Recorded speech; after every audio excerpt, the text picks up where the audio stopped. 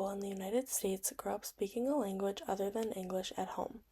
But bilingualism isn't just about knowing two languages. It actually shapes how the brain thinks, learns, and remembers. I'm going to share the story of my dad, who was born in Santiago, Chile, and became bilingual at age 10 when his family moved to the United States. His journey helps show what bilingualism looks like inside the brain and why it is so important. What is bilingualism?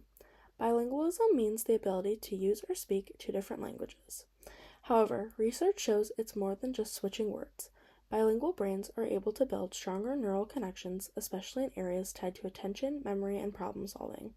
Scholars like Edward Sapir and Benjamin Lee Whorf say in their Sapir-Whorf hypothesis that a person's perception of the world and how they experience it is determined and influenced by the language they speak.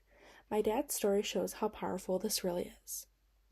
How did you feel when you first came to the United States at age 10?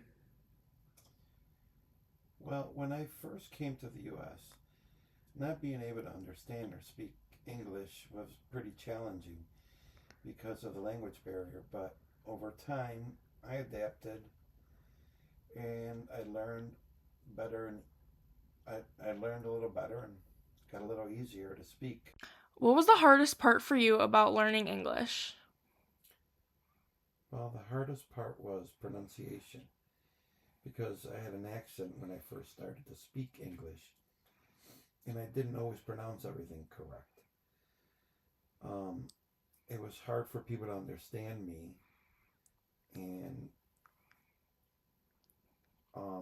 but once I started going to school, where all my classmates and teachers mainly spoke English, my communication got better. Did anyone help you learn English, or did you figure it out on your own? Well, mainly my teachers helped me. I had really great teachers who helped me, as well as one of my classmates, especially, her name was Ruthie Delgado, and her family was from Puerto Rico. She spoke Spanish, and she helped me a lot with the questions and translating and figuring things out. But I also figure a lot on my own. I watched a lot of TV shows, cartoons in English. I really paid attention on how things were said and how they were pronounced. Bilingual students often have to learn a new language while adjusting to a new culture, school system, and identity. Science shows that bilingualism changes the brain. Studies from the University of Washington and York University show that bilingual children develop stronger executive function, which is the part of the brain that manages attention, problem solving, and switching tasks. We also learned from Jim G. that language is deeply tied to identity and belonging through his concept of discourse, which is a socially accepted association among ways of using language, of thinking, and of acting that can be used to identify oneself as a member of a socially meaningful group or social network. What was the hardest part of maintaining Spanish while learning English in a new country? Whenever I spoke to my mom and dad, I spoke to them in Spanish, as well as my sisters and brother when we were home. But when I hung out with some friends and I spoke in English. Do you feel like speaking two languages has helped you in life or work? Yeah, because I work at a school, and on different occasions I found myself interpreting for either co-workers or students who aren't very fluent in English. I've also helped some teachers communicate with some of the new ENL students. How has being bilingual shaped who you are today? Well, being bilingual has been able to connect me with both my Chilean roots and also my life here in the United States.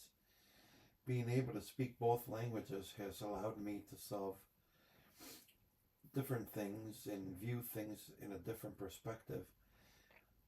I also have been able to communicate and connect with many people throughout my life.